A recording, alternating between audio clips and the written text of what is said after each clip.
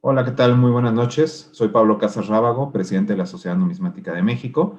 Les doy la más cordial bienvenida a nuestra asamblea número 806. Como siempre, es un gusto que estén con nosotros, tanto en nuestra página oficial de Facebook como en la reunión de Zoom programada para nuestros socios. El día de hoy, además de nuestra tradicional asamblea, damos inicio al ciclo de conferencias de la Semana Nacional de Numismática, la cual, como saben, celebramos cada año en el mes de mayo, salvo en 2020, que por causas de la pandemia la celebramos en septiembre. Esto por la proximidad con el aniversario fundacional de la Casa de Moneda de México. De hecho, hoy 11 de mayo es aniversario de la Casa de Moneda de México. Les mandamos una cordial felicitación a todos los trabajadores y a todas las personas que forman parte de esta gran institución mexicana. Esta noche, esta Semana Nacional de Numismática nace conforme a lo que en algún momento señaló nuestro expresidente don Alfredo Martínez Mena, con el noble propósito de difundir el conocimiento de la numismática mexicana, que es una maravillosa riqueza artística y cultural de nuestro país, en colaboración con todos socios, instituciones, escuelas e interesados en general. Con la Semana Nacional de Numismática buscamos impulsar actividades en todo el territorio nacional, particulares, instituciones, en fin, todo aquel que se quiera sumar a fin de conocer y promover la numismática, especialmente la mexicana. Ningún esfuerzo es pequeño. Se pueden hacer publicaciones en redes sociales con algún dato numismático, usando el hashtag e incluso impartir talleres y conferencias a distancia. Tampoco está limitada a socios activos. Cualquiera que tenga interés, que esté viendo esta transmisión y que vea nuestras publicaciones en redes sociales, puede participar en la Semana Nacional de Numismática. El programa, por parte de la SONUMEX, pues ya lo hemos difundido en nuestras redes sociales, entre socios y público, pero nuevamente aprovecho para comentar cuáles serían las conferencias de esta semana. El día de hoy tenemos el origen de la Real Academia de San Carlos y el legado de Jerónimo Antonio Gil, por parte de Daniela Vázquez, de Banco de México. Mañana tendremos el Museo de Numismática de Boca del Río, que estarán con nosotros Luis Emilio Uribe Larrea, Escudero, Julio César García Abdala y César Suárez Morales. El jueves tendremos la historia del Museo Numismático de Durango con José Antonio Juárez. Y el viernes tendremos la colección numismática del Museo Zacatecano. Esto con Julieta Medina y con Luis Gómez Guzner. Todas las pláticas serán a las 7 de la noche, hora de la Ciudad de México. Esperamos contar con su apoyo y con su presencia. Y bueno, retomando los temas de nuestra asamblea, les recuerdo como siempre la logística. Cámaras y micrófonos en Zoom permanecen apagados para un mejor desempeño de la sesión. Las preguntas o comentarios para nuestra ponente las podrán mandar por el chat disponible en este medio y le daremos lectura al final para que ella pueda aterrizar las respuestas o los comentarios que sean pertinentes. De igual forma, a todos los que nos siguen en Facebook, los invitamos a que manden sus preguntas en los comentarios de la transmisión para que, igual al finalizar la conferencia, se los entreguemos a nuestra invitada y ella pueda darle respuesta. Siguiendo el orden del día, pasamos al número 2, que es lectura y aprobación en su caso del acta de la asamblea anterior. Como ya ustedes saben, y para dar más tiempo a nuestra ponente, solicito a los socios en Zoom su aprobación para omitir la lectura del acta, quedando a su disposición para consulta posterior. Si existiera alguna postura en contra, solicito que se manifieste mediante el chat en este momento. Muy bien. Al no haber ninguna postura en contra, omitimos la lectura del acta y pasamos al número 3, que es la videoconferencia El origen de la Real Academia de San Carlos y el legado de Jerónimo Antonio Gil, a cargo de Daniela Vázquez Corral, de Banco de México. A continuación voy a leer una breve semblanza de Daniela. Ella es licenciada en Historia por la Universidad Nacional Autónoma de México. De 2012 a 2019 laboró en el Museo Numismático Nacional, dependiente de la Casa de Moneda de México, como investigadora del acervo numismático, y fue responsable del área de curaduría. Es autora de la guía infantil Cuautli y la moneda mexicana, que pues ya todos conocemos y hemos compartido en nuestras redes incluso, publicada en 2015. Desde octubre del 2019 trabaja en la Oficina de Acervo Cultural y Numismático del Banco de México. Daniela, bienvenida, nos da mucho gusto que estés con nosotros, que Banco de México se siga sumando a nuestros esfuerzos por difundir la numismática y pues te cedo la palabra para la plática. Muchas gracias, Pablo. Si me permiten, voy a compartir pantalla. Listo. Bueno, pues buenas noches a todos. Para mí es un gran gusto saludarlos, esperando que ustedes y sus familias se encuentren bien de salud. Asimismo, agradezco a su asistencia y la invitación que tan amable Pablo Casas Rábago, presidente de Sociedad Numismática de México, realizó a la Oficina de Acervo Cultural y Numismático del Banco de México con el fin de participar en la asamblea inaugural de la Semana Nacional de la Numismática. Más aún, en el marco del 486 aniversario de la fundación de Casa Moneda de México.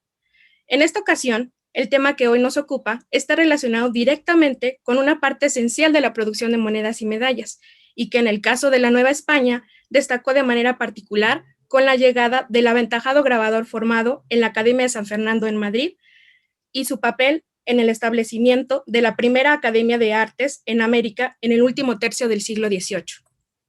En este sentido, la plática que se presenta el día de hoy lleva por título El origen de la Real Academia de San Carlos y el legado de Jerónimo Antonio Gil, y tiene por propósito mostrar un breve recuento de los avatares que enfrentó Jerónimo Antonio Gil al establecer una escuela de grabado en un contexto de control administrativo, económico y político que comenzaba a imponerse a través de las denominadas reformas borbónicas.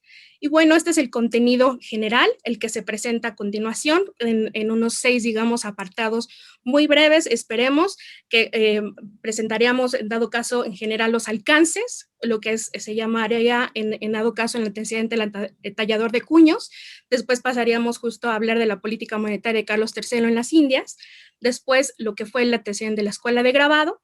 Y después el cuarto sería la Academia de San Carlos y el legado del maestro Jerónimo Antonio Gil, para pasar justo a la muestra de las medallas que se encuentran en la colección del Banco de México, además de otros trabajos que vale la pena mencionar sobre el mencionado grabador y evidentemente la conclusión y las referencias centradas para este tema.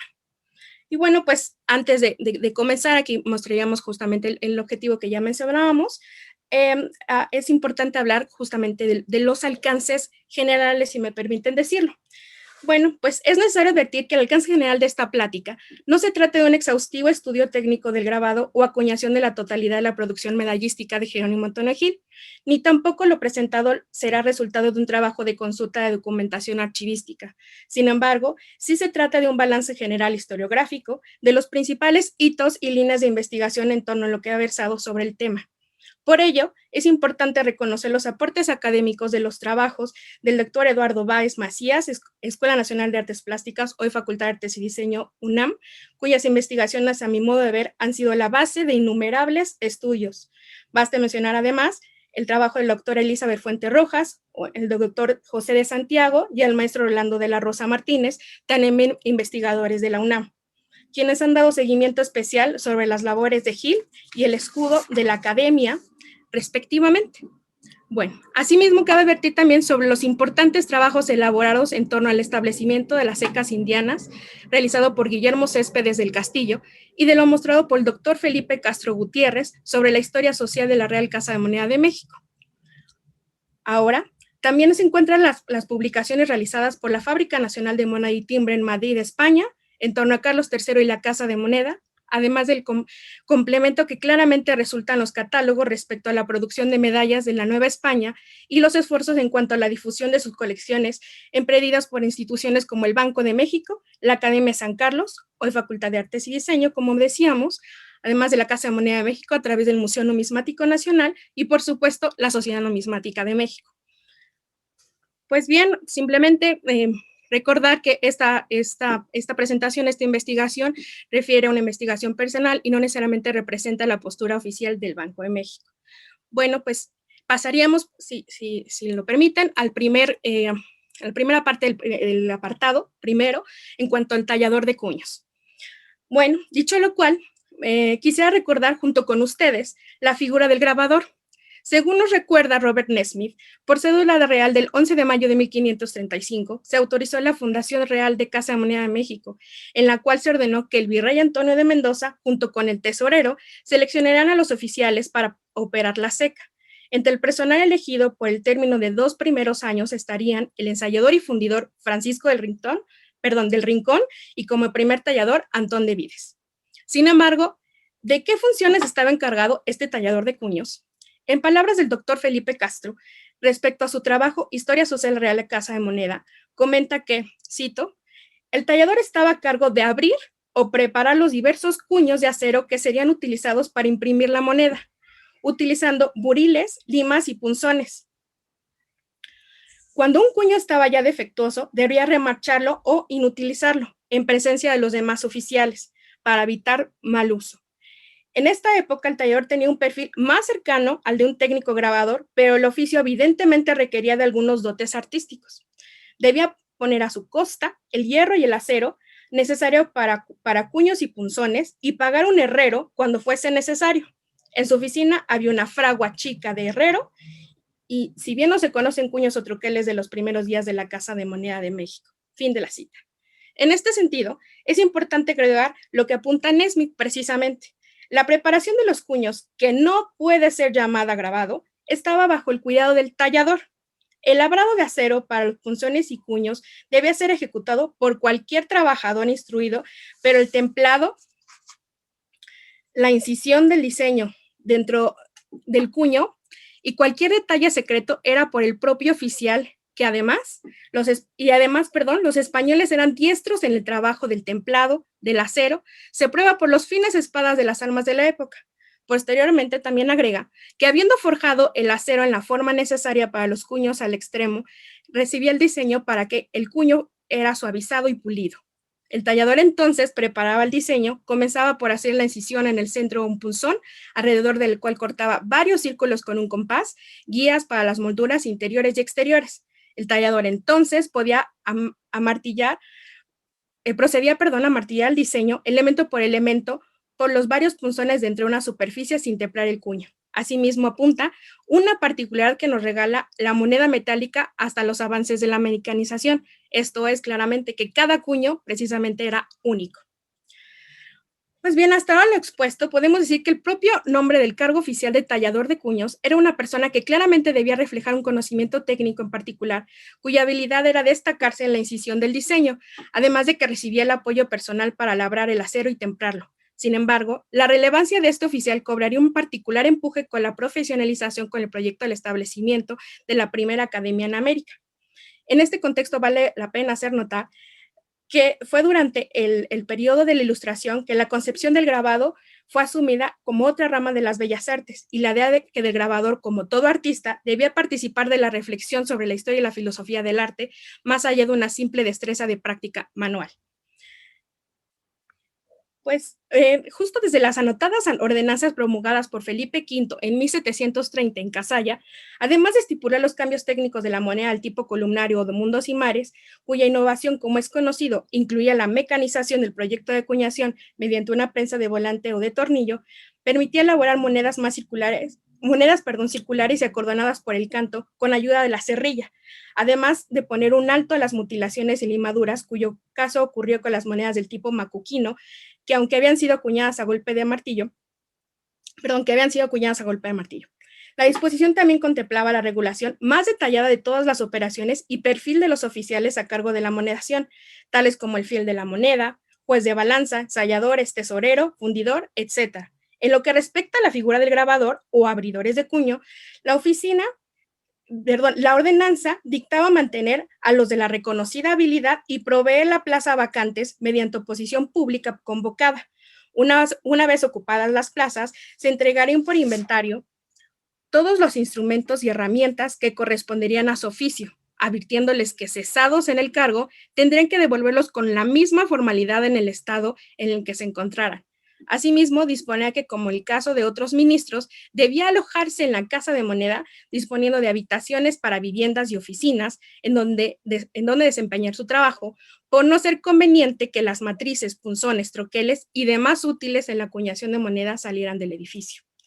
Sin embargo, cabe señalar que en el caso de la moneda, de la Casa de Moneda, la formación artística de esta figura no existía, ya que los herramientales, cuerpos de acero empleados en el proceso de acuñación, los cuales pueden ser matrices, punzones o troqueles, eran enviados desde España, por lo que los cubos servían de guía para grabar punzones de golpe y realizar la manufactura de cuños o troqueles. Por esta razón, la llegada de Jerónimo Antonio Gil fue fundamental al aplicar los principios de la Academia de San Fernando de Madrid a un nuevo territorio, en el cual se albergaba la ceca más antigua del continente americano, en la capital del virreinato, encargada de la mayor producción monetaria de la corona. Bueno, pasaríamos al siguiente, que sería justo la política monetaria de Carlos III en Indias. Bueno, por lo que corresponde a las Indias, el reinado de Felipe VI, pero principalmente el reinado de Carlos III, fue conocido como el periodo de reformas borbónicas, ya que las leyes expedidas para los dominios americanos modificaron su organización política y administrativa para lograr un mejor control y pleno y obtener así el máximo beneficio para la metrópoli de las colonias. A lo largo de los siglos XVI y XVII, los reyes y virreyes de Habsburgo eligieron un modo de gobierno indirecto basado inicialmente en la propia organización de los pueblos americanos. Posteriormente, se impulsó un nombramiento de alcaldías y corregimientos cuyos dirigentes eran representantes del poder central del virrey. Sin embargo, este tipo de administración poco satisfacía a los monarcas borbones, quienes buscaron restar a las autoridades locales. Los virreyes enviados por Carlos III a la Nueva España no pertenecían a la nobleza, sino que habían logrado su nombramiento por mérito propio. Además, ordenó una inspección de las cajas reales en 1770 que evidenció aún más un sistema poco eficiente y un tanto añejo. En cuanto a la organización político-geográfica, estipuló la función de 12 intendencias de la Nueva España, las cuales se integrarían por partidos y tendrían una capital donde habitara un intendente que a su vez tendría funciones de justicia, hacienda y guerra. Por su parte, aunque el virrey fue confirmado en prácticamente todas sus funciones, salvo los asuntos de Real Hacienda que pasaron a ser responsabilidad del superintendente. De esta manera, las nuevas disposiciones dictadas por la dinastía borbónica marcaron un parteaguas en la historia del virreinato, ya que puso fin a usos y costumbres que se habían mantenido por cerca de 200 años.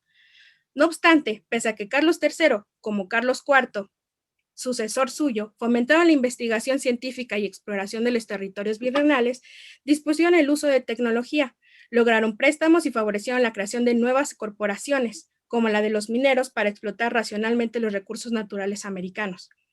Pese al interés por sanear la recaudación y centrar la economía, la libertad de comercio que se estableció rompió con los monopolios españoles, pero también afectó a los sólidos consulados de comerciantes, como los de la Ciudad de México, Veracruz y Guadalajara. Por lo que toca a las artes, una especial forma de centralizar la producción fue el establecimiento de la Real Casa de Academia de San Carlos de las Tres Nobles Artes, la cual disolvió los talleres familiares de pintores, escultores y arquitectos, y lejos de favorecer que los profesores de arte novohispanos destacaran, estos quedaron subordinados a los artistas y a las normativas de las academias peninsulares. En particular, a lo que refiere a la moneda, objeto de intercambio y de difusión político-cultural, no podía permanecer ajena a las reformas borbónicas que pretendían modernizar el virreinato. Reflejo de esta voluntad y de la necesidad sentida de la moneda de su reino para mejorar la técnica y estética, respondió a una política económica en la cual fue prioritario tener una moneda estable con prestigio en esa época. Además, consideraba que por encima de su papel económico, la moneda debía ser un digno exponente de la grandeza del monarca que la emitía. Por ello, se otorgaba tanta importancia al valor intrínseco de la materia prima como a la belleza de su acuñación. Hay pues que tomar en cuenta que en el siglo XVIII, la moneda española, más allá de su misión instrumental, constituía un objeto valioso en sí mismo y cargado de significación simbólica. Desde el punto de vista técnico, la moneda española del siglo XVIII se ajustó a dos patrones distintos. El primero, acuñando en las secas americanas, y el segundo, que se troquelaba exclusivamente en casas de moneda peninsulares y era destinado a la circulación interior y exportación al extranjero, sin que pudiera ser fabricado ni aceptado en América. Aún perteneciendo al mismo sistema monetario, las piezas americanas poseían ley más alta y estable, mientras que las peninsulares contenían una proporción más baja de metal fino y su valor era alterado con relativa frecuencia desde mediados del siglo XVII. Pero más allá de tales diferencias técnicas, existía otro de alcance superior. Mientras que la península, la moneda cumplía exclusivamente su papel económico de instrumento de cambio y de producción de metales preciosos, era mínima. En territorios americanos, la minería de oro y plata constituía la más importante de las actividades y sus productos componían el principal artículo de exportación, por lo que la moneda desempeñaba un doble papel, el de mercancía exportable y el de instrumento de cambio. Es importante mencionar que en las estadísticas disponibles en la producción de Casa de Moneda de México se leían que en principios del siglo XVIII la monedización anual por valor oscilaba entre 3 y 4 millones de pesos, pero a comienzos del reinado de Carlos III se amonedaba cada año por un valor de casi 12 millones de pesos. Lo que podría explicarse en el incremento era el producto de las reformas emprendidas por el entonces rey Felipe V y Fernando VI. Las cifras al final del reinado de Carlos III, al alcanzar prácticamente 20 millones de pesos de acuñación anual e incluso en 1796 sobrepasaron los 24 millones, fue el notorio incremento, podría decirse que también reflejaba el éxito de las también llamadas reformas carolinas. Esta situación contrastará claramente hacia la segunda mitad del siglo XIX en la etapa final de la Guerra de Independencia, cuyo estimado se proyecta a 5.6 millones de pesos. Por parte de otro gran estudioso del establecimiento de las secas americanas, el doctor Guillermo Céspedes del Castillo, nos recuerda que para el momento que ocupa el tema de esta plática sobre el cambio de la moneda durante el reinado de Carlos III a partir de 1760. Más allá de los cambios y variantes al diseño y rasgos del efigie del monarca, nos detendremos a mencionar que fueron obra del tallador Juan Fernández de la Peña, quien se había hecho cargo de la oficina a la muerte de su predecesor, Francisco Monjor. Según apunta, hasta entonces, nunca se había tenido en cuenta para fabricar monedas los costos de los procesos técnicos e industriales en las secas. En otras palabras, no se consideraba si su operación había sido rentable o dilapadora, porque eso no importaba, pero con sus políticas reformistas y normativas institucionalizó la industria de la monedación en México y en todas las secas de las Indias. Así, a partir de las ordenanzas de 1771, señalaron el inicio de una segunda etapa en las monedas de dicho monarca. En particular, según nos explica, la troquelación de monedas de tipo de busto enfrentó al tallador ante un esfuerzo, pues las nuevas ordenanzas se hicieron acompañadas de una importante instrucción sobre el, cito, modo que usaba el grabador general de moneda en lugar de las operaciones que corresponden a su obligación, fin de la cita. Pese a que fueron remitidos varios cajones con matrices, trocoles y muestras de monedas para ejecutar las nuevas monedas, Antonio Cervantes, oficial segundo de la oficina de grabado, señaló que los apuros para cumplir la fase preparatoria de la acuñación fueron bastantes, pues gracias al apoyo de Luis Gómez, oficial mayor, que pudieron sacar adelante la empresa en ausencia de Francisco Casanova, del grabador principal, acajado precisamente de llamadas afecciones nerviosas. Al final, ambos fueron gratificados por los servicios prestados y posteriormente la oficina fue ocupada por Alejo Bernabé Madero como nuevo tallador principal a finales de 1773. Así pues, todavía en el año de 1772, cuando Carlos III vio las primeras muestras remitidas, consultó a su junta reservada. El asunto sucedió en la oficina de grabado, cuestión que alentaría la instalación de una medida que facilitaría la formación y calificación de grabadores. La medida entonces ordenaba que hubiese 3 aprendices de grabado en lugar de los 2 que estaban mandados, además de que destinaría 100 pesos de premio para el que más adelante se distinguiese de las pruebas.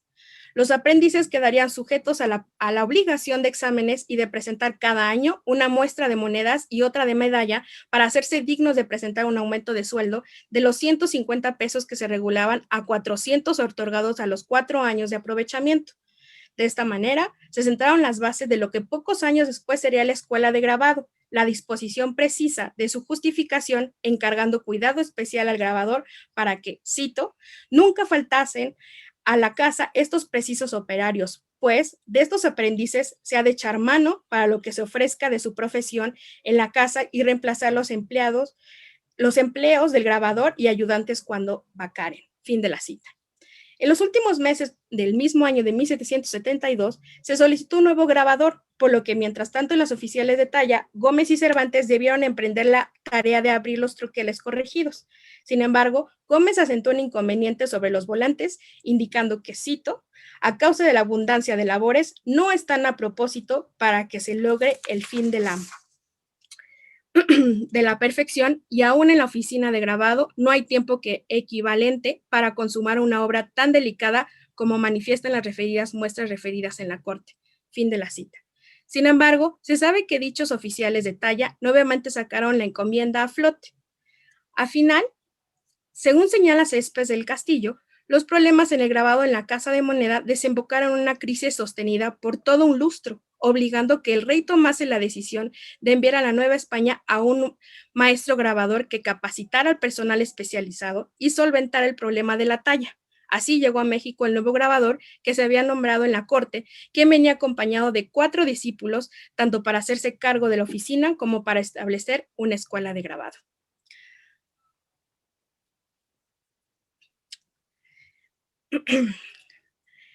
La llegada de Jerónimo Antonio Gil fue comunicada por el virrey de Nueva España el 6 de junio de 1778, señalando el superintendente que su título de primer grabador lo obligaba a, cito, instruir y enseñar a los discípulos que se le pongan para destinarlos estando hábiles en los demás casas de Indias. Fin de cita. Anunciaba además la llegada de 4 discípulos avanzados, José Esteve, Tomás Uria y Gabriel y Bernardo Gil, hijos del grabador, además de, nuevamente cito, varias herramientales, utensilios, dibujos, estampas, modelos, bajorrelieves y otras piezas de estudio que se han comprado de cuenta de su majestad para el servicio de esta real casa y la escuela que se va a establecer. Fin de cita. 5 meses después, en 5 de diciembre de 1778, el virrey comunicó la noticia firmada en Cádiz de que, cito, en el navío particular titulado Nuestra Señora del Rosario y San Francisco de Asís, que acaba de arribar a Veracruz, se conducen 24 cajones de instrumentos con el destino real de casa, en la que se comprenden otros utensilios y piezas de estudio que se ha de establecer don Jerónimo Antonio Gil, nombrado primer grabador, que se transporten en el mismo buque. Fin de la cita. La llegada de Gil puso en conflicto a Alejo Madero, quien solicitó se definiese la graduación y obligación en que quedaría, a lo que el Real Oficio respondió otorgándole su jubilación con la mitad de 2,200 pesos que percibía en atención a su falta de vista y quebrantada salud. En el navío que trajo el artista llegaron 24 cajas, como hemos visto, y que fueron transportadas a lomo de muda, trasladadas desde Veracruz hasta la Ciudad de México. Se abrieron un 16 de enero de 1779 en presencia de Gil y el superintendente José Fernando Mangino, el escribano que dio fe del contenido y el dueño de la recua. En su equipaje, como hemos señalado, no solo venía cargado con herramientas de grabado, utensilios, troqueles de medallas y monedas, algunos dibujos, estampas, modelos, bajorrelieves y piezas de estudio, todos ellos para el mismo propósito de establecer la escuela de grabado. También se sabe que en este dicho cargamento venían libros de arte y copias de esculturas en yeso, algunas de las cuales trajo consigo o gestionó su adquisición posteriormente. Entre ellas se encontraron los grabados de Alberto Durero, copias de yeso de San Fernando y estampas ornamentales del decorador francés Jean Lepaute. Sin embargo, en el cajón número 1 se encontraba quizás lo más valioso del cargamento, los libros sobre el arte de grabar y los estatutos de la Real Academia de San Fernando. Tampoco como desembarcó Gil, se trasladó de inmediato a la capital y fue discernido en el cargo de grabador mayor el 24 de diciembre de 1778. Al tiempo de que la llegada de Jerónimo Antonio Gil a Nueva España, se puede decir que ya existía un ambiente propicio para la creación de las academias, pues existían personalidades que ya habían formado academias en sus campos. Por ejemplo, basta mencionar el caso de José Ignacio Bartolache, médico y científico fundador de la Academia de Ciencias Naturales, Joaquín Velázquez de León, abogado fundador de la famosa Escuela de Minas y de una escuela de geometría, y Juan Díaz de Gámara, decano del Colegio de San Francisco de Sales y fundador de varias academias. Por otro lado, destacan que en el título firmado y conferido por Carlos III a Jerónimo Antonio Gil, lo refiere como un académico de mérito por el grabado de medallas por mi Real Academia de San Fernando, además de mandar a los demás ministros que corresponden y de destinarle al ojo en la misma Casa de Moneda.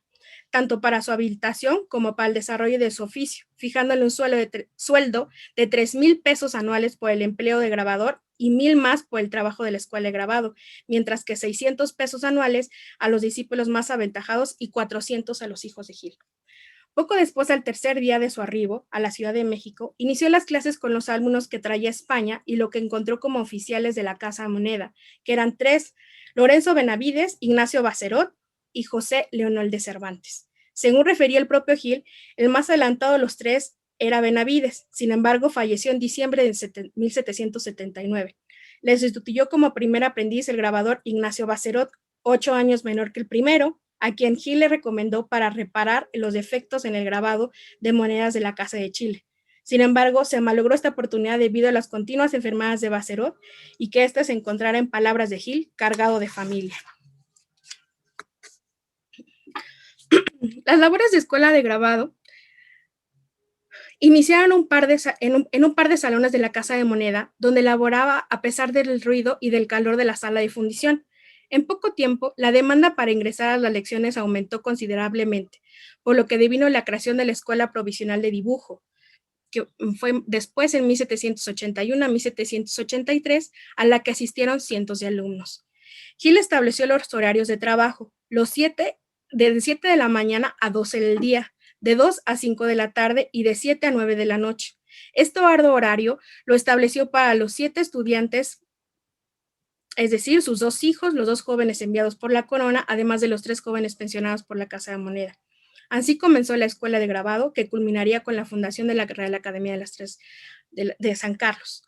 Antes de continuar con el cuarto apartado sobre el establecimiento de la academia, en cuanto a la técnica de grabado, vale la pena mencionar el manuscrito de Pedro González de Sepúlveda sobre la práctica de grabadura de moneda, realizada entre los años de 1769 y 1770. Cuyo documento nos ilustra ampliamente sobre el modo en que los grabadores debían grabar los matrices, punzones y troqueles para la acuñación de moneda. Una vez que el herrero de la Casa de Moneda forjaba los punzones, matrices y troqueles, sometiéndolos al fuego las veces que fuera necesario y siempre en presencia del grabador, comenzaba el trabajo de este sobre la matriz. El primer paso consistía en dibujar el motivo principal y grabarlo en una lámina de cobre que se calculaba con un dibujador, o punta seca sobre la matriz sin templar, cubierta de una capa de cera blanca. A continuación se calentaba la matriz para retirar la cera, quedando así el descubierto el motivo. Simultáneamente, este se modelaba en cera y se sacaba un vaciado de yeso que servía de modelo. Se cuadriculaba al igual que la matriz y se seguía fielmente tanto las dimensiones como la altura de la relieve. A partir de este momento, comienza el grabado en hueco de la matriz mediante usos de buriles, codillos y puntas de piedra de candila, los cuales se alternaban según lo requería el proceso del trabajo. En este sentido, es importante recordar que todos los instrumentos de grabador debían ser fabricados por el propio maestro, además de que tanto las matrices como los punzones y troqueles se trabajaban colocados en una caja provista de tornillos que sujetaban la pieza que solían apoyarse sobre una almohadilla de cuero que evitaba cualquier movimiento o deslizamiento no deseado. Así pues, una vez concluido el grabado, se preparaba para el temple con el fin de endurecer el metal y evitar que las piezas se rompieran. El cuarto apartado que nos ocupa sería la Academia de San Carlos y el legado de Jerónimo Antonio Gil. Y pues bien, a consecuencia del éxito obtenido, como hemos visto, al establecer la escuela de grabado, Gil solicitó al rey Carlos III, por medio del marqués de Sonora, José de Gálvez, secretario de Indias, y con el apoyo de las autoridades de Casa de Moneda y virrey, la creación de una academia de las 3 nobles artes, de pintura, escultura y arquitectura. El monarca da su aprobación poco después y expide Real Cédula el 18 de noviembre para la fundación de Real Academia de las Tres de San Carlos en la Nueva España. Esta institución germina y crece en la propia Casa de Moneda de México, siendo el ámbito cultural donde se desarrollaron las actividades de grandes personajes como Rafael Jimeno y Planes, destacado pintor valenciano, recordado por retratar al propio Gil, además de Manuel Tosá, quien también tendría una carrera destacada en el ámbito arquitectónico y escultórico de la Nueva España. El trabajo de Gil se hizo notar.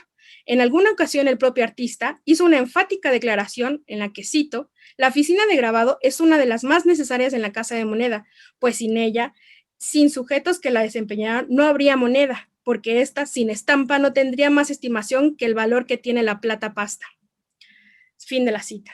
Sin embargo, vale la pena detenernos también en mostrar quién era y por qué y qué personalidad tenía el personaje que hoy nos ocupa.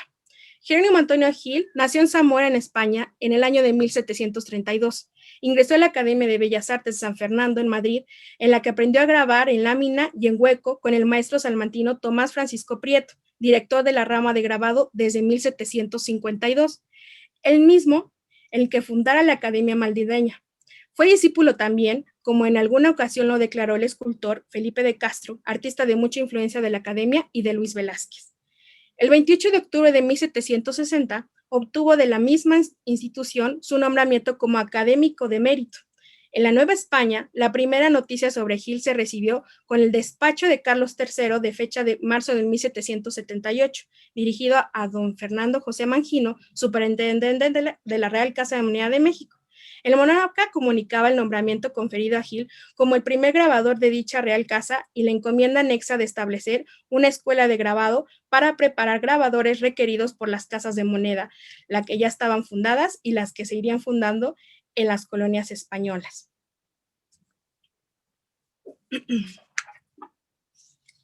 Así pues, como hemos mencionado, en la península desembarcaron con Gil dos de sus discípulos más adelantados que formarían la Academia de San Fernando, José Esteve y Tomás Uria, así como sus hijos Bernardo y Gabriel Gil. Sobre los dos primeros, es decir, José Esteve y Tomás Uria, a juicio de Gil eran los más adelantados, solo que Esteve, a quien Gil elogiaba en sus informes, fue perdiendo la vista rápidamente, enfermedad degenerativa común de los grabadores de la época. A causa del manejo del lente y truncada su carrera artística, tuvo que ser empleado en la misma escuela, pero en funciones más bien administrativas como ayudante de guardacuños. Desde que la escuela de grabado se transformó en la Escuela Provincial de Bellas Artes, gobernada por una junta preparatoria, Fernando José Mangino fue investido en el cargo promovido de Intendente General del Ejército y más tarde Supremo Consejo de Indias, sustituyéndole como superintendente de la Casa Moneda don Francisco Fernández de Córdoba, Marqués de San Jorge. En cuanto a Gil, a sus cargos de director general de la Academia, en cuanto a Gil, a sus cargos director de la Academia de Grabador Mayor de la Casa de Moneda, sumó pronto al de fiel administrador de dicha Real Casa, cargo de extremada confianza que le daba gran posición dentro del aparato social del virreinato. Al respecto, basta decir que la filatura implicaba el manejo de los metales preciosos considerados propiedad de la corona, lo que convertía a Gil un funcionario de confianza y elevara a posición social. En 1789, a suma de que correspondían sus diferentes empleos, se unificaron en una sola dotación de 6,000 pesos anuales. Ahora bien, es necesario detenernos también a describir brevemente los dos ramos de grabado académico. Estos son grabado en lámina y grabado en hueco, en cuya labor en ambas formaciones, tanto grabado de estampas como grabador de monedas y medallas, también tenían que cortar láminas para mejorar su habilidad y entrenarse. En cuanto a los estatutos, estas ramas fueron descritas en la jerarquía administrativa y educativa de la institución, en la que 4 juntas gobernaban a la escuela. La más importante era la Junta Superior de Gobierno, compuesta por el virrey, el presidente de la Academia, conciliares y la secretaría. Dicha instancia se encargaría de las operaciones diarias de la Academia, la provisión de personal y la administración general, mientras que la Junta Ordinaria, compuesta por los profesores y conciliares, se reunían mensualmente para decidir cuestiones de enseñanza y del progreso de los alumnos. Asimismo, los miembros de la Junta General, profesores, se encargarían de la calidad y el juicio artístico dentro de la Academia. Por último, también existía la Junta Pública, en la que participaban los ciudadanos más distinguidos de la Nueva España, a la cual concedía premios a los alumnos y profesores. Así, el director general administraba la academia y los directores particulares enseñaban a su vez a las distintas disciplinas, es decir, pintura, escultura, arquitectura, matemáticas, además de 2 ramas de grabado mencionadas, hueco y lámina. A esta estructura había que sumarse también a los directores tenientes, estaban a cargo de la enseñanza de pintura y escultura, además de otros empleados como el portero y los modelos masculinos. En cuanto a los estudiantes de grabado y sus colegas, en las otras disciplinas se dividían en 2 grupos, discípulos y discípulos pensionados. Los pensionados eran los alumnos con mayor talento quienes se preparaban para carreras artísticas. En 1784 escribió Gil en la Junta Superior que estudiantes hábiles pero de bajos recursos abandonaban sus estudios para ayudar a padres quienes veían poco beneficioso en la carga docencia académica. En el monarca Carlos III apoyó la iniciativa creando 16 pensiones, 4 para pintores, 4 para escultores, 4 para arquitectos, 2 para grabadores en lámina y 2 para grabadores en hueco. Sin embargo, los estatutos también dictaron la selección y comportamiento de los discípulos pensionados. Los alumnos premiados debían ser criollos o peninsulares, pero 4 pensiones se destinaban a indios puros. Fueron elegidos a partir de la calidad de sus dibujos y la presentación de sus intereses y habilidades. Este tipo de alumnos pensionados recibieron apoyo económico hasta por 12 años de estudio. Con todo, la mayoría de los estudiantes de la academia no eran pensionados, sino discípulos sin apoyo económico. La academia aceptó a cualquier nuevo hispano interesado justamente en los menesteres. Por otro lado, la instrucción en Nueva España estuvo influida por los escritos del académico español Antonio Palomino, quien se basaba en la técnica, la práctica y lo que Gil llamó principios sólidos. Estos principios consistieron en la aplicación metódica de la enseñanza científica, esto es, la ciencia del dibujo del cuerpo humano dentro del espacio perspectivo. En otras academias, como en los alumnos novohispanos, empezaron en cursos de dibujo, donde copiaron estampas y dibujos de temas clásicos y después continuaron con ejemplos escultóricos y modelos vivos. Los pintores los dibujaron en carbón y los escultores los esculpían en barro. Luego de ensayar estas destrezas manuales, los alumnos avanzaron a estudios más teóricos, aprendieron entre otros temas de anatomía, de geometría y también precisamente de perspectiva. En el ambiente académico, tanto europeo como novohispano, los grabadores en lámina y en hueco no diseñaban las imágenes que grababan. Su única tarea era la reproducción de diseños ajenos. Por otro lado, su programa de estudios era fundamentalmente diferente a lo que sus colegas de pintura, escultura y arquitectura. En particular, el programa de estudios de 1795 apunta que, cito, el estudio de este arte, es decir, el grabado en hueco, se hace también en el taller del director, quien enseña a los discípulos que le remite la academia. Examinados ya y aprobados el dibujo y modelo, afirma el pulso de los buriles sobre el cobre y luego lo que han conseguido los dedica a grabar sobre acero, imponiéndoles en el modelo de templar los buriles y troqueles en el armar y el volante y demás necesario a un buen grabado. Fin de la cita. Evidencias documentales indican que Gil, influido por métodos ilustrados, pasaba sus días enseñando a sus alumnos. De hecho, exigió que los estudiantes pasaran años dibujando y observando las labores de Casa de Moneda. Por ejemplo, a los 2 alumnos que tuvo pensionados por 3 años estuvieron bajo su instrucción el mismo tiempo antes que les permitiera usar un buril, y esto solo con el fin de cortar líneas rectas y curvas. Después copiaron partes de grabados famosos recibieron instrucción de antes teóricos y al final empezaron a grabar medallas. A diferencia de Fabregat, que era profesor de grabado en lámina, Gil pensaba que los profesores debían pasar su tiempo enseñando a los estudiantes y no haciendo trabajos de encargos privados.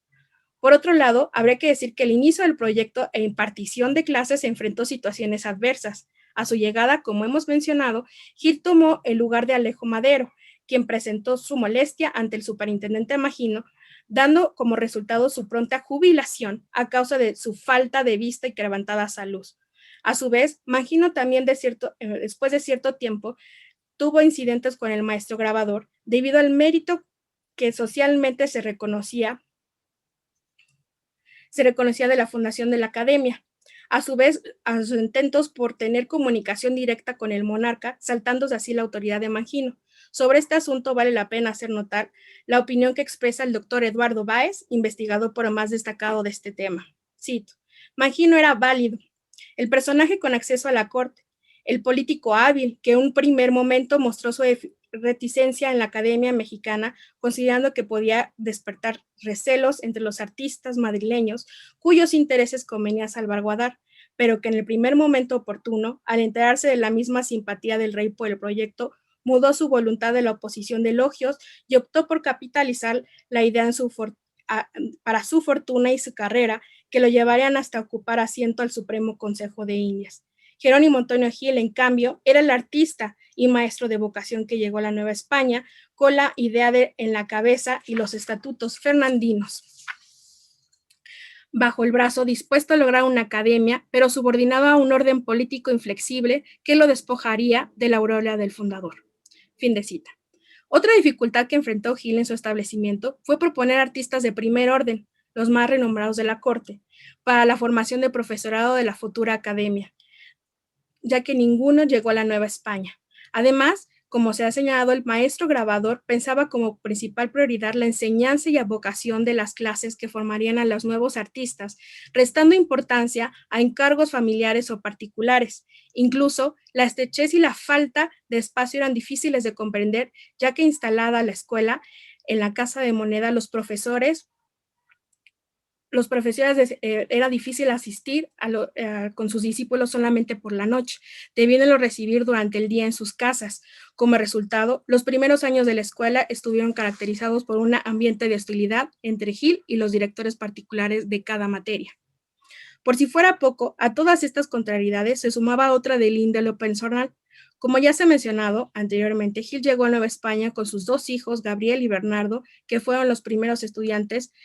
Sin embargo, su esposa, María Magdalena Ramos, por razones que se desconocen a detalle, se negó a realizar el viaje y se retiró a un convento, quedándose con sus hijas, María, casada con el grabador Fernando Selma, y la doncella Tomasa.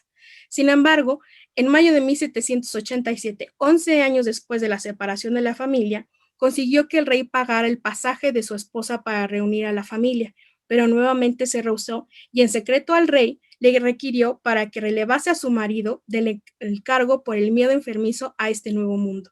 De este modo, la separación familiar fue definitiva. Quizás por estas razones, incluyendo la vida entregada al mal carácter,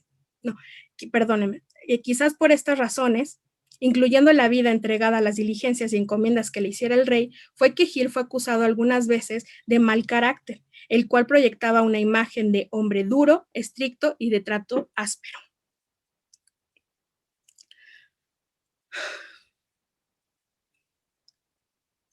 Perdón, creo que me había saltado una diapositiva. Pues bien, huelga decir que como el desenlace de la vida de este extraordinario maestro grabador, hacia el final, realizó su testamento en 1792, poniendo de albacea a su esposa, pero a falta de ella, estando gravemente enfermo, el 15 de abril de 1798, designó a Antonio Piñeiro, secretario de la Academia, y José Esteve, discípulo y amigo. Falleció apenas unos días más tarde, el 18 de abril del mismo año, y fue enterrado en el Convento Grande de San Francisco, hoy en día prácticamente desaparecido, pues en su lugar fue construido la Torre Latinoamericana, y el virrey Franciforte se encontraba en Orizaba cuando recibió la noticia, frente a la cual se condolió y manifestando lo siguiente, cito: su celo, su curiosidad y honradez, además de su habilidad sobresaliente acreditada,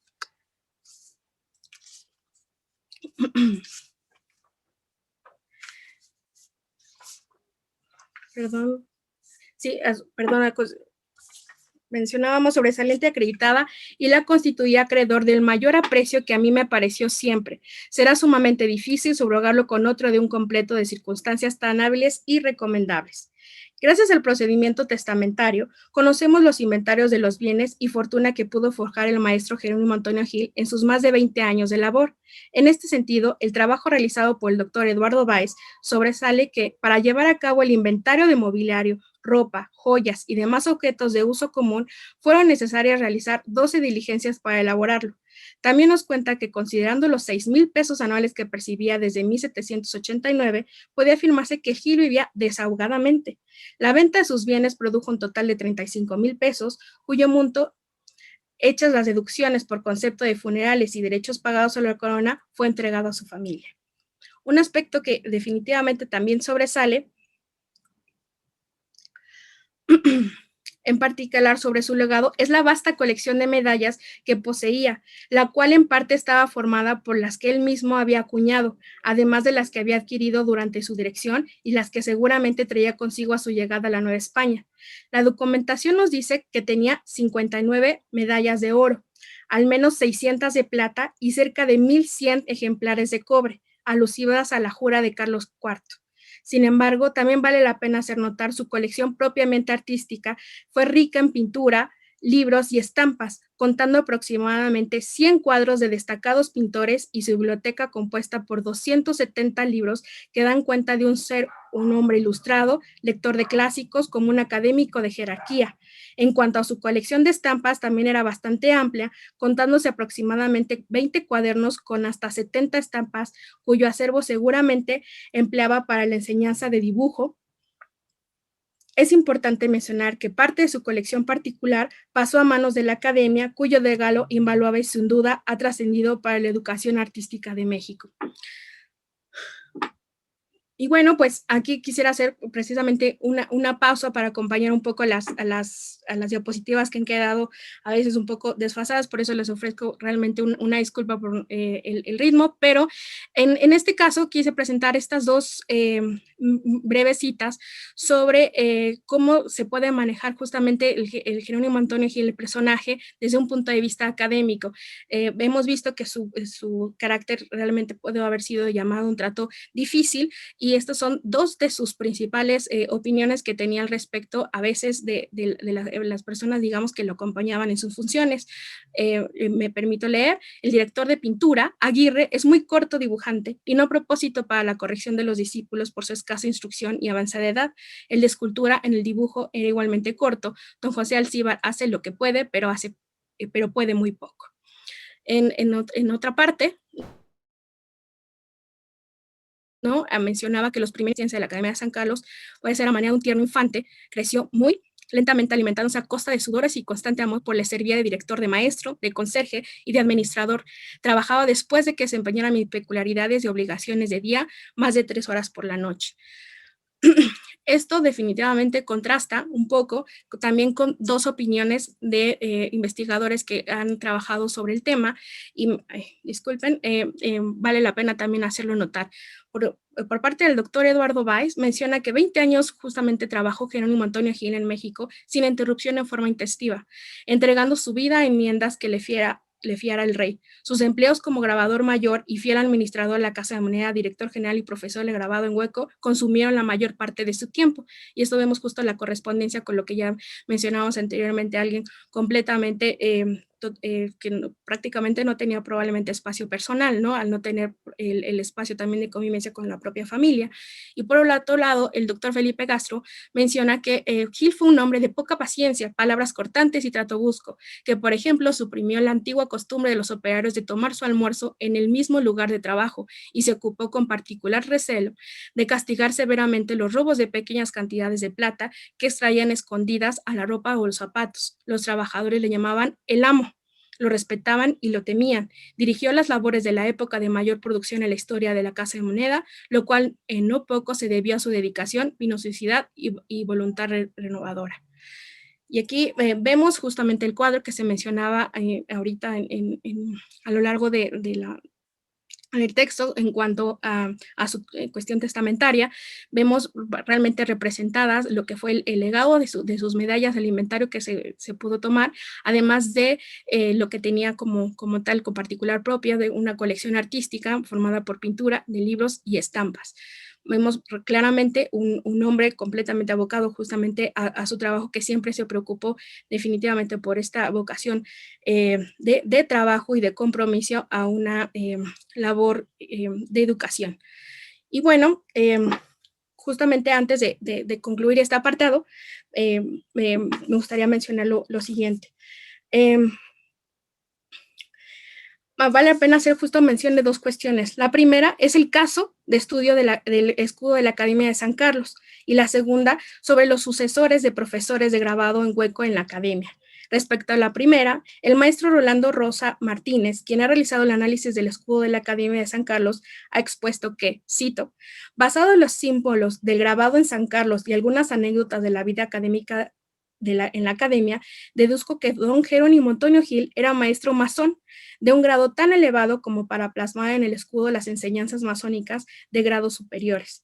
Asimismo, más adelante afirma que todo el escudo de la Real Academia de San Carlos es de origen masónico y tiene una simbología profunda pensada para dar un mensaje, y por último, y lo más importante para mí, es que después de estudiar los símbolos en el grabado, llegué a la conclusión de que el escudo fue creado con un camino iniciático, eh, así menciona, para los artistas de la Nueva España, y como sigue siendo el escudo de la Escuela Nacional de Artes Plásticas, hoy sabemos, hoy Facultad de Artes y Diseño, de la Universidad Nacional Autónoma de México, es importante que se conozca su génesis.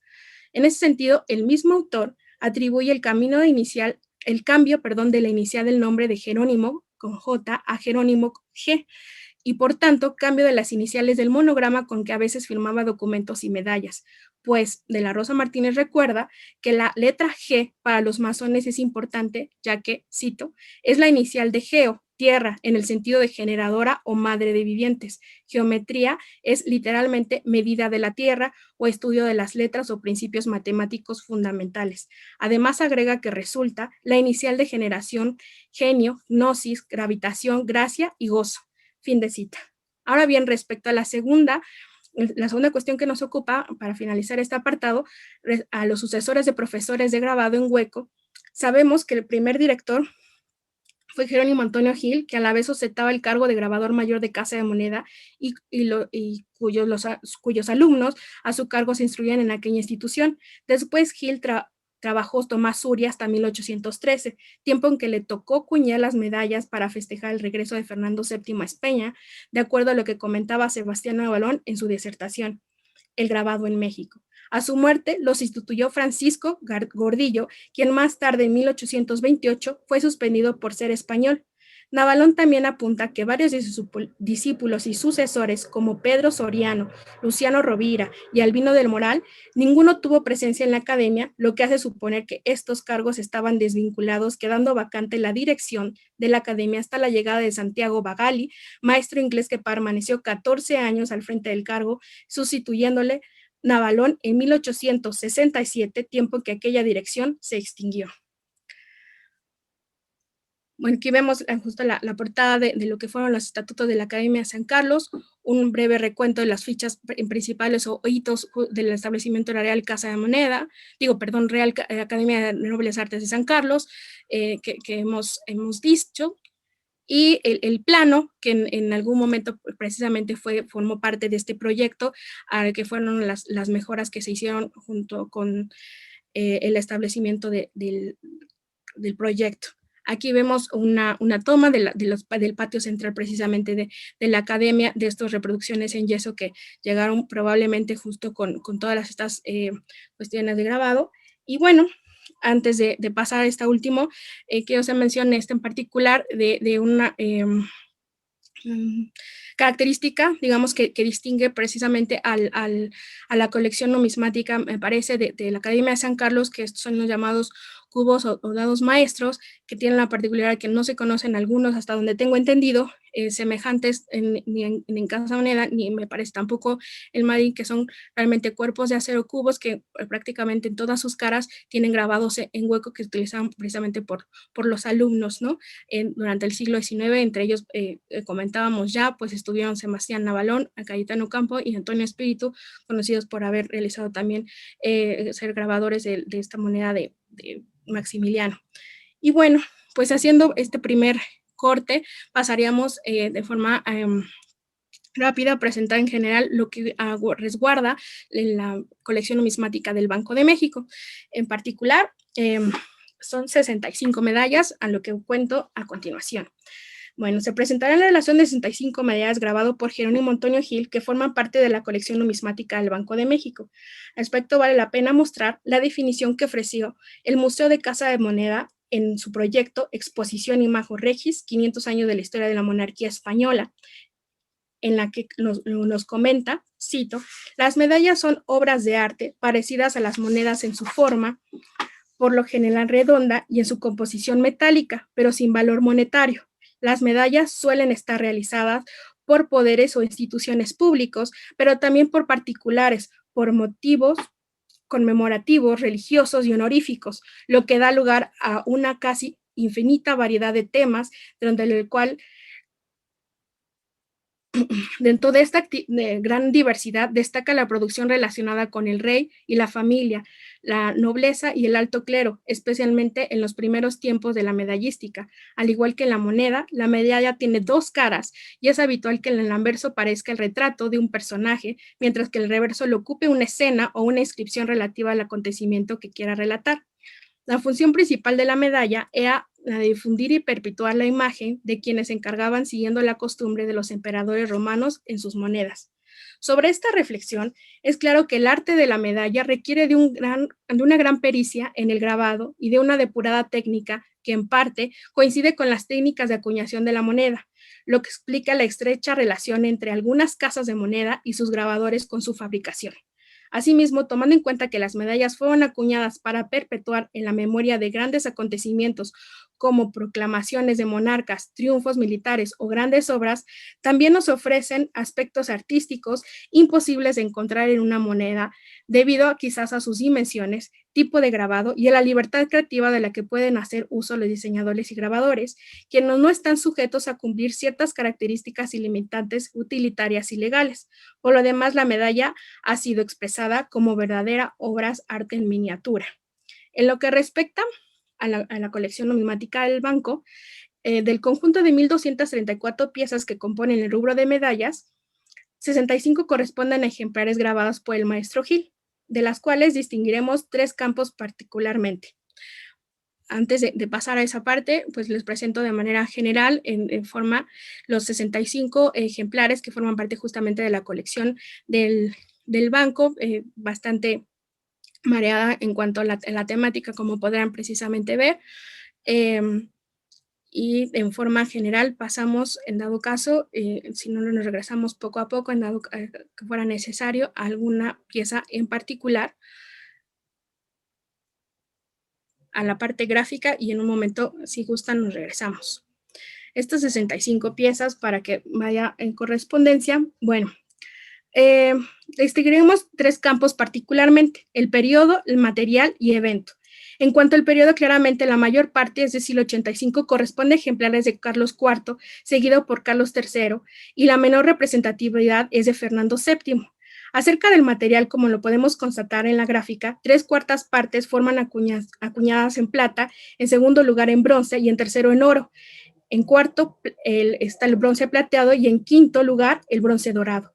El tercer rubro, el de eventos, la representatividad de las piezas está relacionada con proclamas y jura, seguido por el tema alusivos a personajes y con apenas una breve muestra de las realizadas al mérito deportivas.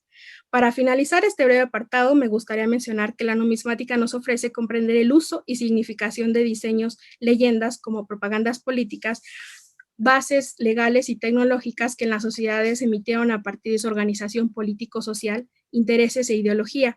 Al final, el estudio de monedas y medallas, billetes y otras piezas similares que han servido como medio de pago han resultado un soporte esencial para la difusión de grandes acontecimientos de la historia, pues bien, al ser analizados ya sea como documento o incluso como un objeto arqueológico, nos brindan la oportunidad de obtener información económica, monetaria y técnica del pasado.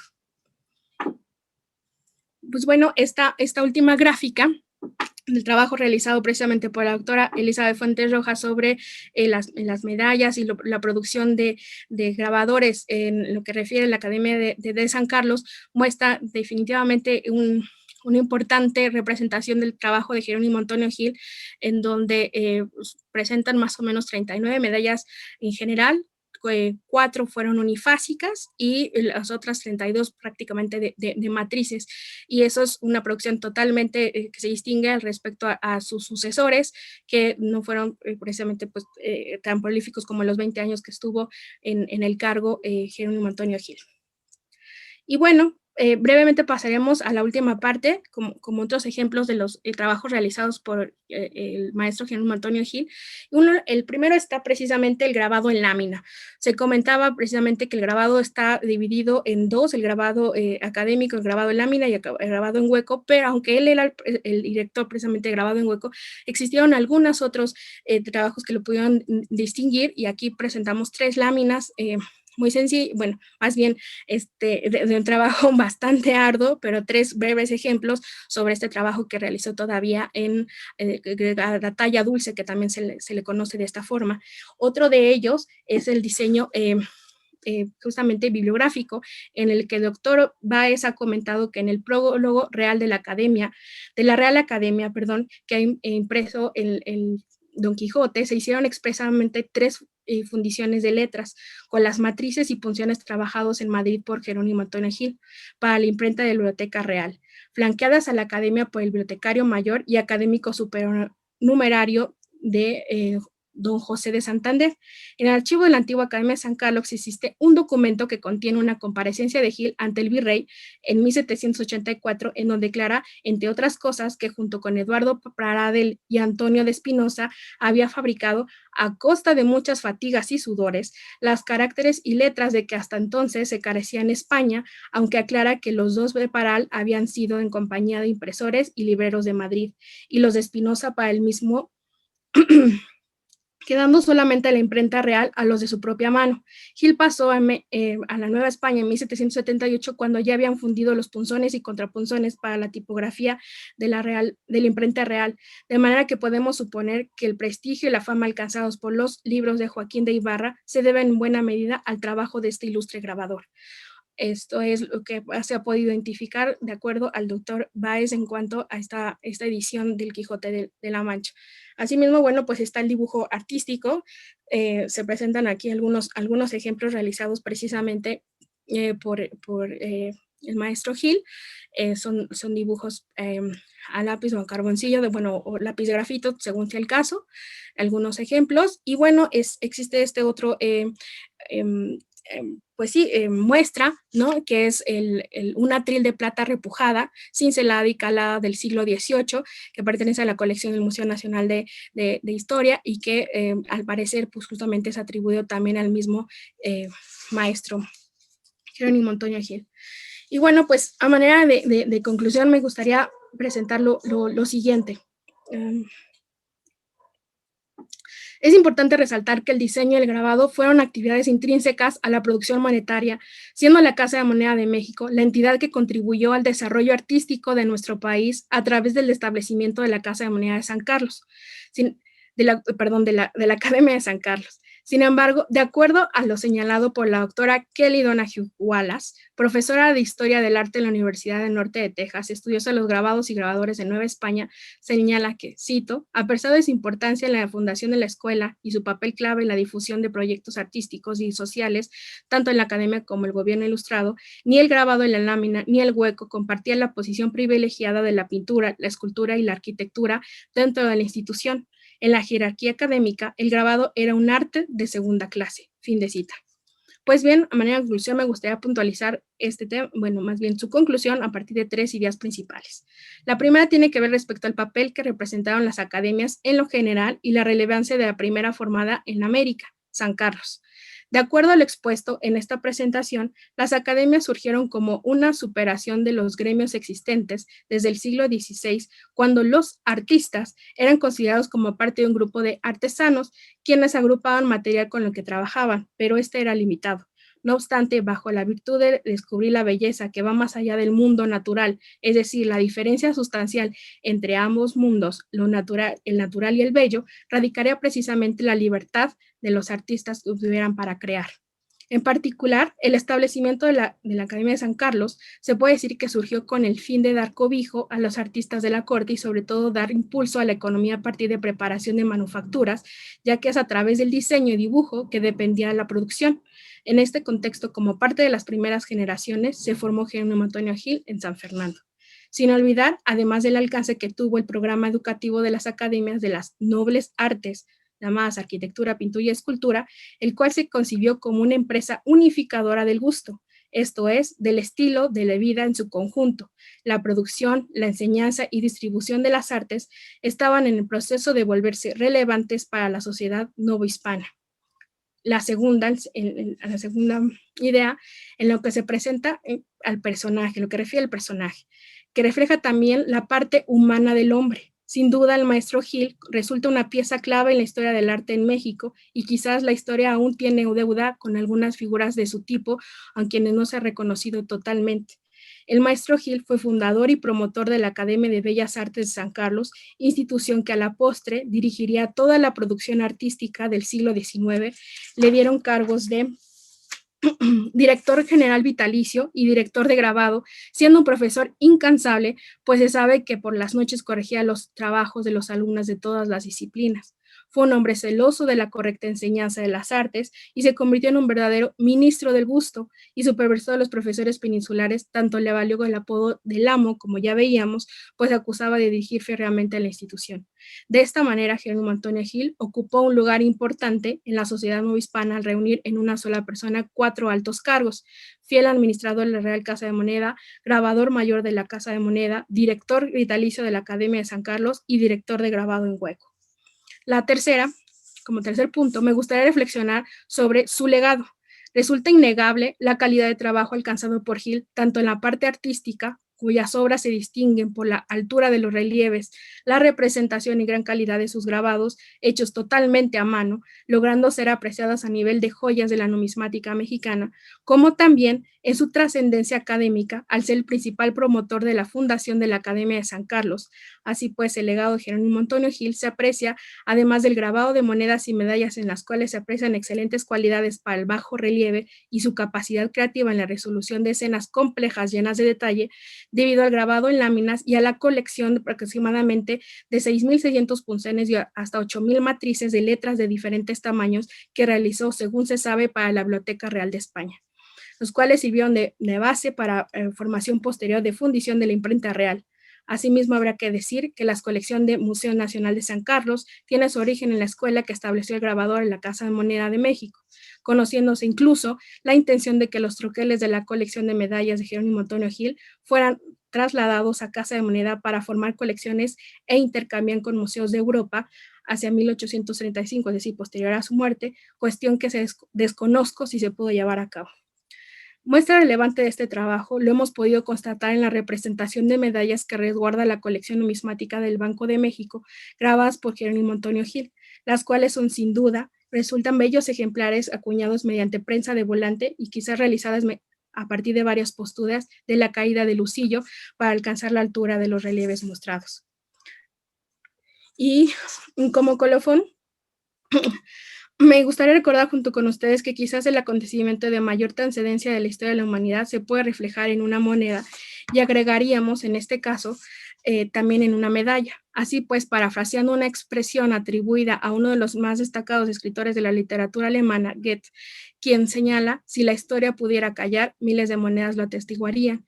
Muchos misterios pudieran revelar las monedas y nuestra tarea será saber oír en ellas las voces de quienes las diseñaron, las fabricaron y por supuesto las usaron. Muchas gracias.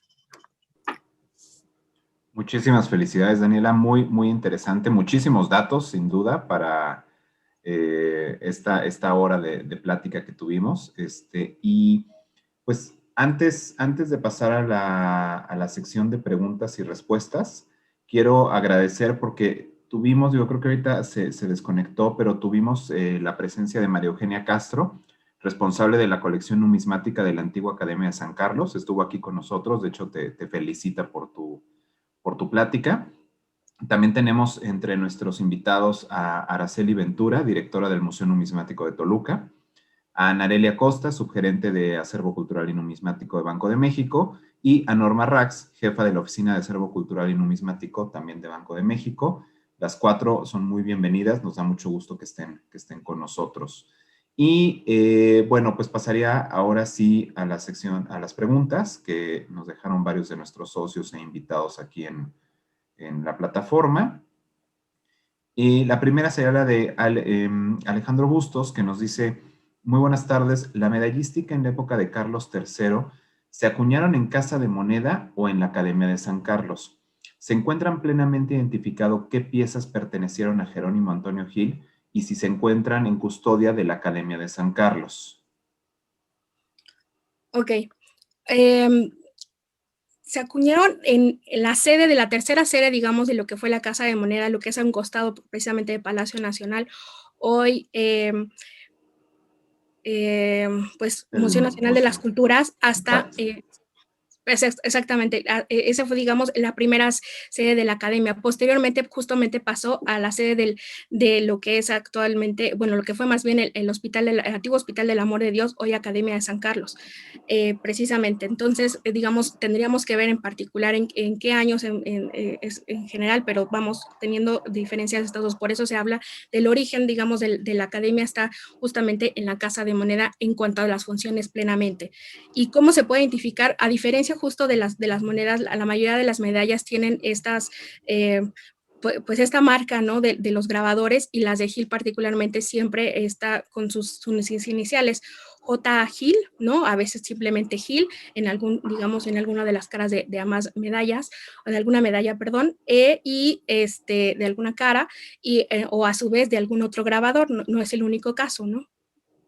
No sé si Sí, con eso creo que sí, contesto la un pregunta. poco, a lo mejor, no sé, Daniela, a lo mejor en esta parte, interpretando un poco lo que nos pone Alex, Sí. es si se encuentra identificado qué piezas eran de su colección, no propiamente de lo que él acuñó, sino si de las Ah, piezas ok. que nos comentabas que eran, que él trajo en su colección, y si se encuentran estas en custodia de la Academia de San Carlos. Creo que un poco va por ahí la pregunta. Ah, ok. Bueno, pasando, digamos, pues sí, a lo que se tiene, digamos, como identificados a partir de su sucesión testamentaria. Entonces, son prácticamente alrededor tal vez de unas 2,000 medallas. La verdad, no conozco al 100% el acervo de la Academia de San Carlos, es simplemente en cuanto a la parte documental que refiere el doctor Eduardo Báez. Entonces, en eso en particular, la verdad, no podría, creo que no sería la persona adecuada a decir si todavía quedan en la academia o a dónde fueron, en dado caso, después, ¿no? Porque sí se menciona que hay una venta de sus bienes, más no hacen la alusión a la totalidad justamente en cuanto a lo que tenga que ver de las medallas, ¿no? Entonces, eso probablemente tendría que también verse a partir de lo necesario, ¿no? Gracias, Daniela. Perdón que quité la que estabas Sí. compartiendo pantalla, pero para que se transmita mejor Ah, ok, las claro, respuestas. sí.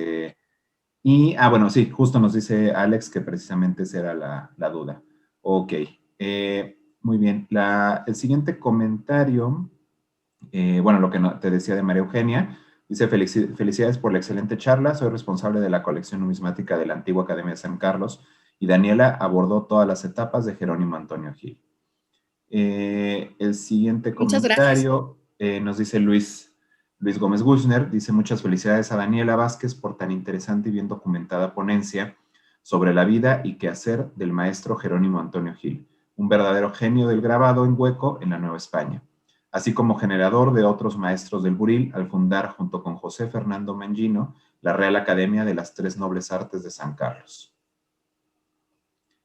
Araceli Ventura nos dice: felicidades a la ponente, una presentación sin duda muy completa. Muchas gracias. Uno de nuestros socios, que está identificado como Guzmán aquí, dice: felicidades por la plática. Pregunta: ¿cuál fue el papel de Gil en el diseño de la estampa de Carlos IV que aparece en las monedas de 8 reales de plata? Saludos desde Boston. Pues definitivamente, en particular, no sé exactamente cuál fue, pero de que estuvo guiado al ser el director él de grabado en hueco, definitivamente supervisó. No sé, no podría yo afirmar, al menos de lo que llevo de revisado en cuanto a la historiografía, no lo menciona como tal. Recordemos que él fallece en 1798, entonces también es un asunto importante, probablemente también a su línea sucesora, pero lo que le haya tocado a él en realizar, definitivamente tuvo que haberlo supervisado, ¿no? De acuerdo. Y perdón, nada más haciendo una pequeña aclaración, ahorita que mencioné de Araceli Ventura, dije que era directora del Museo Numismática de Toluca. Me equivoqué, es directora del Museo de Numismática del Estado de México. Una disculpa, Araceli, y pues nuevamente Yeah. bienvenida. Tenemos otras preguntas. Nos dice presente Elba Martínez Rivera: felicidades, Daniela, excelente conferencia. Pregunta: fuera de la Academia de San Carlos, ¿tienes conocimiento de la influencia o trabajos de Antonio Gil en relación a su papel como artesano de las nobles artes en otras regiones de la Nueva España? Mm, No realmente. Lo que puede haber, digamos, como constatado un poco es su trabajo más bien académico y a la producción medallística. Lo que se sabe definitivamente, como se comentaba en un inicio, es a partir de lo que ya han estudiado algunos investigadores en torno a su labor y definitivamente a la divulgación que han hecho las colecciones, ya sea justamente el Banco, Casa de Moneda o bien a la Academia de San Carlos, pero a manera, digamos, en particular en otras regiones, creo que la mayor parte de producción artística se centraba en la capital. No, no conozco algún ejemplo en particular más allá de lo presentado. Muchas gracias, Daniela. Nos dice Gabriela Siqueiros. Muchas gracias por compartirnos tu investigación, Daniela. Te felicito y me alegra haber tenido oportunidad de ver tu presentación. Saludos desde Monterrey. Muchas gracias, saludos. Marduk Silva pregunta, ¿podría repetir el autor que señaló la afiliación de Gil a la masonería? Y si es que se confirmó dicha pertenencia a la masonería. Buenas tardes y gracias por la excelente ponencia. Gracias. Es el Rolando Martínez de la Rosa, si no mal recuerdo, es el maestro Rolando Martínez de la Rosa, y es una tesis de maestría precisamente en la UNAM. Entonces, es un trabajo que se puede consultar de manera pública. Perfecto, gracias, Daniela. Carlos González Valdepeña nos dice, bueno, nos pregunta que si va a quedar grabada la conferencia. Bueno, está disponible en nuestro Facebook y eventualmente la subiríamos probablemente a nuestro canal, pendiente aquí hacer algunos ajustes técnicos.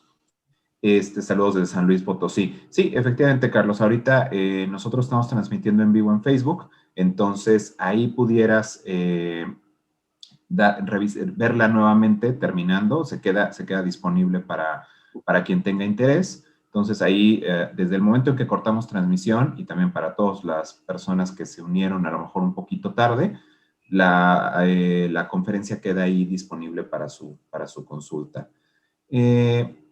Nos dice precisamente Alex Bustos nuevamente, dice, no para Latinoamérica, pero Gil y en específico Gabriel, su hijo, grabaron para la medallística de Filipinas, obrando cuños en la Academia de San Carlos. Con lo anterior, se contesta que sí intervino en la medallística de la Nueva España para otros países. Muchas gracias, Alex, por la aclaración. Y ahora voy en lo que se cargan algunos otros comentarios aquí de Zoom, voy a leer los comentarios y felicitaciones que tenemos en Facebook. Bueno, hay muchos saludos de muchos lugares. Tenemos saludos desde, permítame un segundo, sí, ya. Saludos desde Beaumont, Texas, de parte de Richard Frost. José Luis Lara, que nos dice saludos cordiales desde Madrid. Juan Torres Gómez, saludos desde Hermosillo. Chico ARZ, saludos desde Washington. Muy internacional la plática, Dani, muchas felicidades. Saulo Fernando también nos manda saludos. Gustavo Marcelo Cafarro, excelente ponencia. Adriana Cortés Colofón, muchas felicidades a la maestra Daniela por su ponencia. Y bueno, me dice a mí, Pablo, por organizar las pláticas. Bueno, pues es la sociedad, Adriana, pero nos da mucho gusto que estés con nosotros. Juanma Gómez Calatrava nos dice, muchas felicidades, Dani. Entonces, gran parte de las piezas que resguarda San Carlos fueron de la colección personal de Gil. Un poco es en torno de la otra pregunta, ¿no? Lo que se sabe, digamos, lo que yo pude constatar a partir del doctor Eduardo Báez, es que parte de sus bienes son evidentemente puestos a la venta. Lo que no precisa del todo, no recuerdo, es si las medallas entran digamos, a esta venta o si en dado caso ahí hay una intervención para que lo tome, en dado caso, la colección de la academia, ¿no? No sé si posteriormente la maestra María Eugenia Castro podría también ayudarnos a saber esos registros, cómo tienen, porque en cuanto a la colección de la academia, la verdad no tengo mayores datos. Ok, Dani, pues muchísimas gracias. Dame un segundito para ir viendo los comentarios. Nos dice Jaime Mena aquí en Zoom. Excelente y bien documentada presentación de Daniela sobre medallas. Un tema fascinante, pero quizá no tan abordado por el mundo numismático. Una pregunta, ¿qué tanto valor monetario representaba para una persona poseer una medalla a fines del siglo XVIII? Saludos desde la Sociedad Numismática de Zacatecas. Muchísimas gracias, Jaime. Pues adelante, Dani. Creo que en este caso tendría que decirse probablemente que, dado caso ser como ejemplares precisamente conmemorativos, no necesariamente eran piezas de un alcance popular, porque se llevan a cabo incluso hasta por particulares el mandar o hacerlo, ¿no? Directamente, digamos, a la casa de moneda.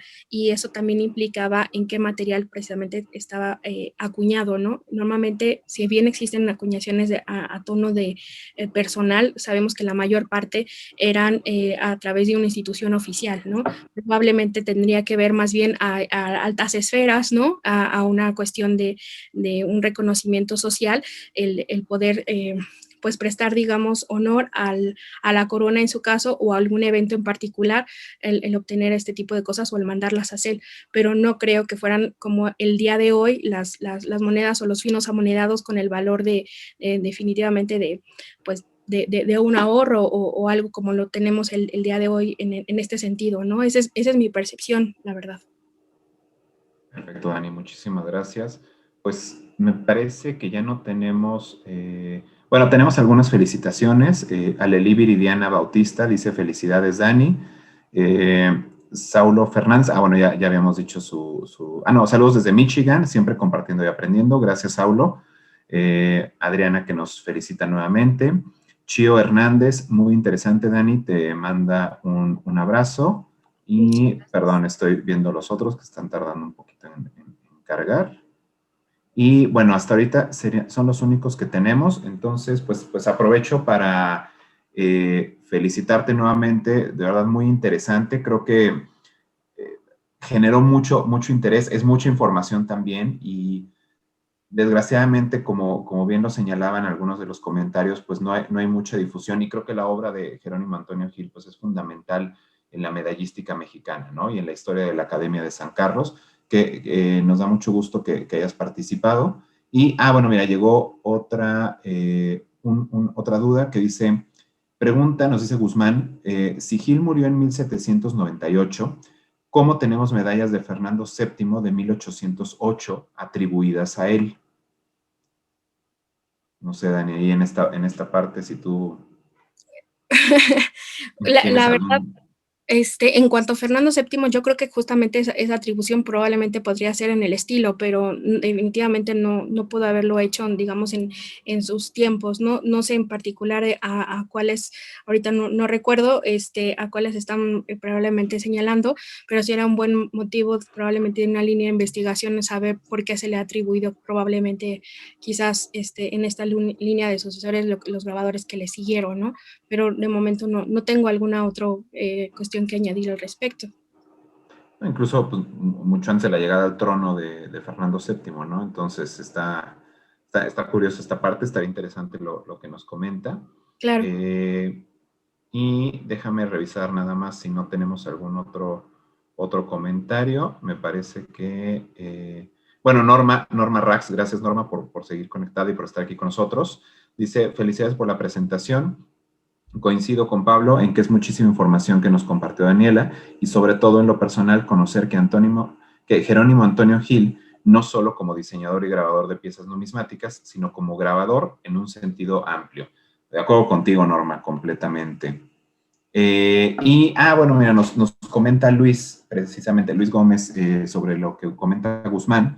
Dice, es un error, quizá deben ser atribuidas a Francisco Gordillo, quien fue el que grabó casi todas las proclamas de Fernando VII. Pues sí, ahí tenemos, ya Luis Claro. nos ayudó, pues sí, tiene todo el sentido del mundo.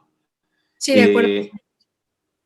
Y listo, pues creo que ya tendríamos todas las preguntas cubiertas y todos los comentarios y saludos en Facebook. Una disculpa si omití algunos, a veces es un poquito complicado.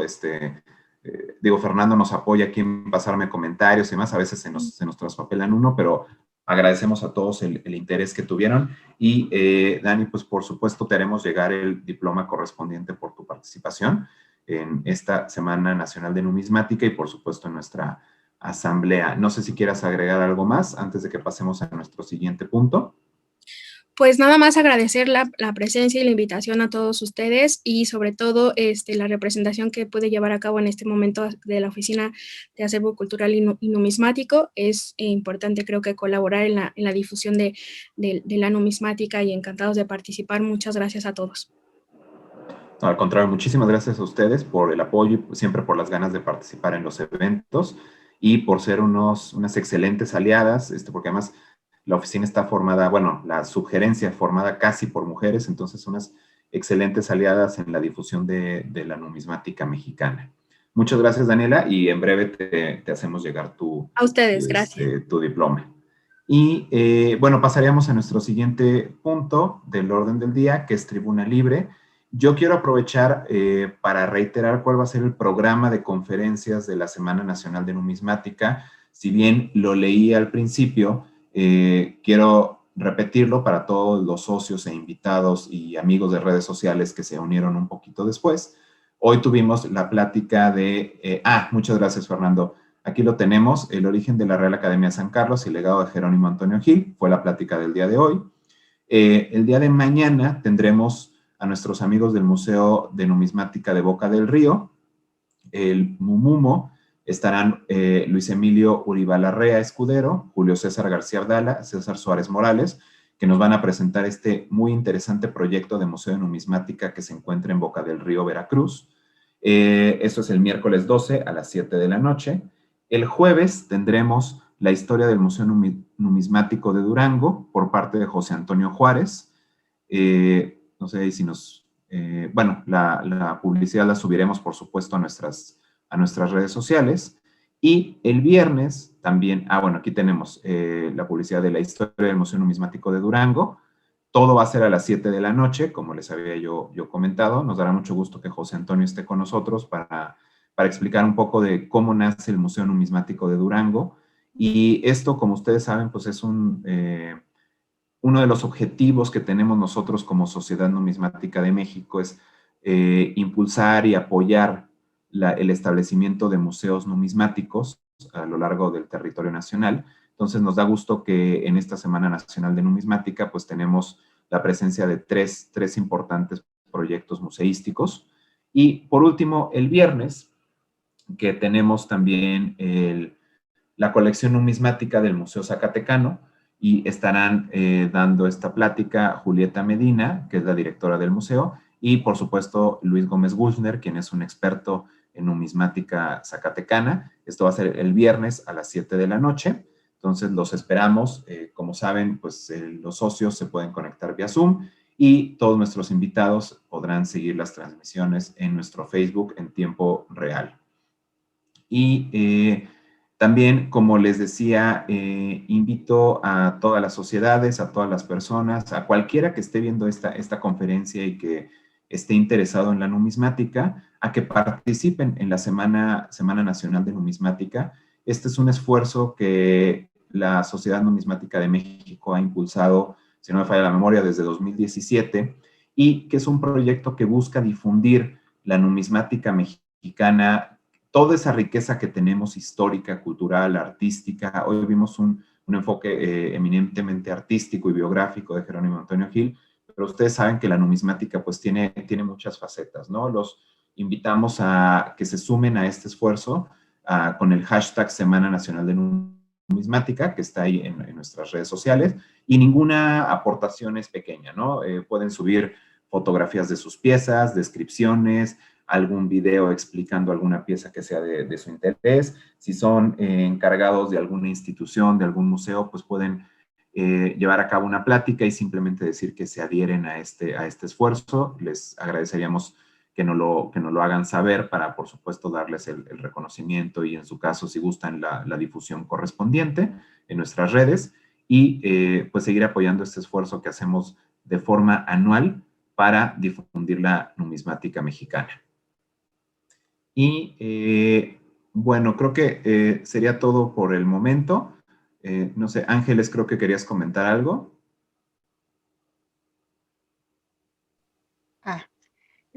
Bueno, felicito mucho a Daniela por su presentación muy bonita, me encantó, pero también les quiero recordar a todos los presentes que el próximo 14 de junio nos dará la conferencia Víctor Darío Saucedo García y nos hablará de los billetes de emergencia en la crisis monetaria de 1935. Así es que los esperamos aquí el próximo mes.